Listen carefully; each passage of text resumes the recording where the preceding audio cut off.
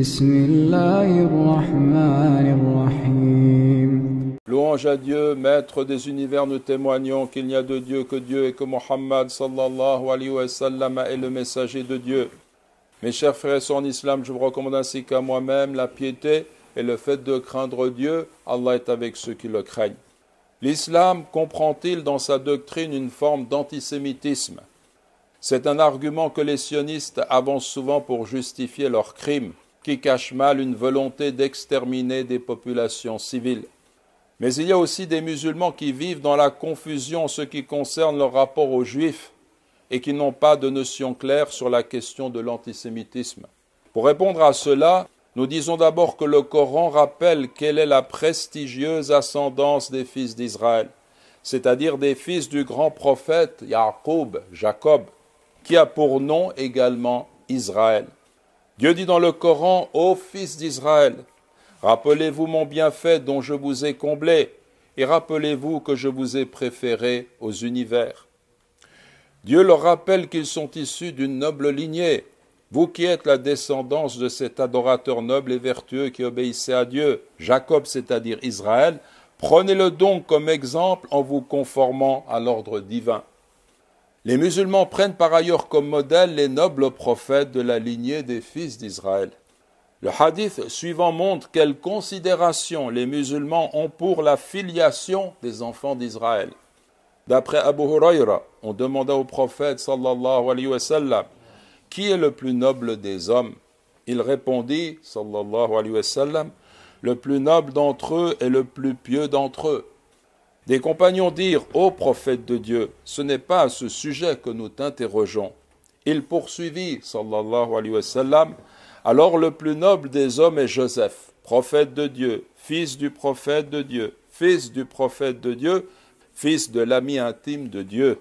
Le hadith est rapporté par Al-Bukhari et Muslim, c'est-à-dire Joseph, fils de Jacob, fils d'Isaac, fils d'Abraham. Par ailleurs, on peut signaler que chaque croyant musulman est fier d'avoir une mère d'origine juive. Je répète, on peut signaler que chaque croyant musulman est fier d'avoir une mère d'origine juive, et cela selon le Coran. En effet, Safiya bint Huyay ibn Akhtab, que Dieu soit satisfait d'elle, était l'une des épouses du prophète Mohammed sallallahu alayhi wa sallam. Et à ce titre, elle est désignée comme étant une mère des croyants. Allah, exalté soit-il, dit ainsi, « Le prophète a plus de droits sur les croyants qu'ils n'en ont sur eux-mêmes, et ses épouses sont leurs mères, et ses épouses sont leurs mères. » De plus, lorsque le prophète Mohammed sallallahu alayhi wa sallam a commencé à lancer son message à la Mecque, une partie des Arabes, fils d'Ismaël, se sont retournés contre lui. Ils ont voulu le tuer. Il était finalement contraint à l'exil. Une autre partie l'a soutenu et a défendu à ses côtés les valeurs de la foi musulmane, contre l'idolâtrie et le polythéisme.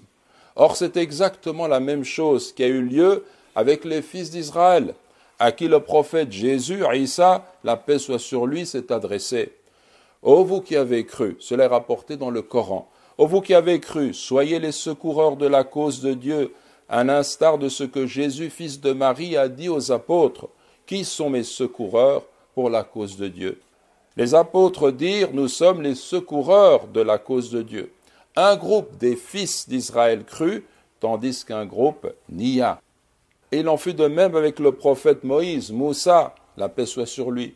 L'épisode du veau d'or relaté dans la Torah et dans le Coran montre que parmi les fils d'Israël, certains sont restés monothéistes et d'autres ont été séduits par l'adoration de cette idole.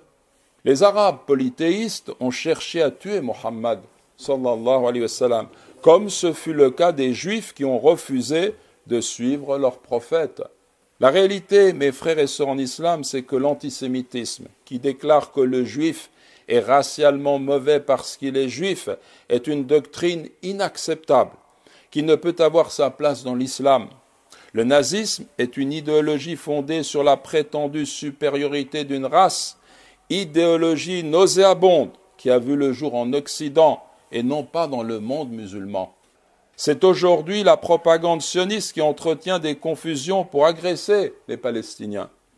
Le résistant palestinien est ainsi systématiquement désigné comme celui qui veut l'extermination des Juifs, alors qu'en réalité, il refuse la colonisation qui se poursuit et qui est la vraie cause des tensions.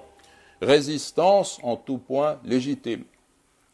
En réalité, c'est le sionisme qui reprend les thèmes du nazisme aujourd'hui. Nous le répétons, c'est le sionisme qui reprend les thèmes du nazisme aujourd'hui. Supériorité raciale par ascendance qui se traduit par le droit de terroriser des innocents, de bombarder, de massacrer des civils, d'étendre son espace vital, d'enfermer les populations discriminées dans des camps à ciel ouvert.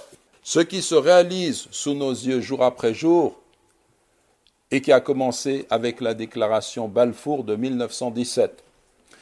Ajoutons, mes frères et sœurs en islam, que bien des Juifs, aujourd'hui, avec courage, dénoncent les exactions perpétrées par l'État sioniste et refusent que des atrocités soient accomplies en leur nom.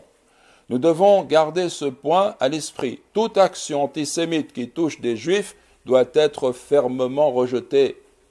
Toute action antisémite qui touche des Juifs doit être fermement rejetée et condamnée. Mes chers frères et sœurs, il n'y a donc pas de place en islam pour l'antisémitisme. Les Arabes sont eux-mêmes des sémites. Ismaël et Isaac, Ismaïl et Ishaq, la paix soit sur eux, étaient des frères, fils d'Abraham, de Ibrahim alayhi salam. L'islam comprend un message universel qui appelle l'ensemble des peuples à vivre dans l'adoration du Créateur et dans une fraternité qui ne connaît pas de frontières. Allah subhanahu wa ta'ala dit « Ô gens, ô êtres humains, ô hommes, nous vous avons créés d'un mâle et d'une femelle, et nous vous avons désignés en peuple et tribus afin que vous entreconnaissiez.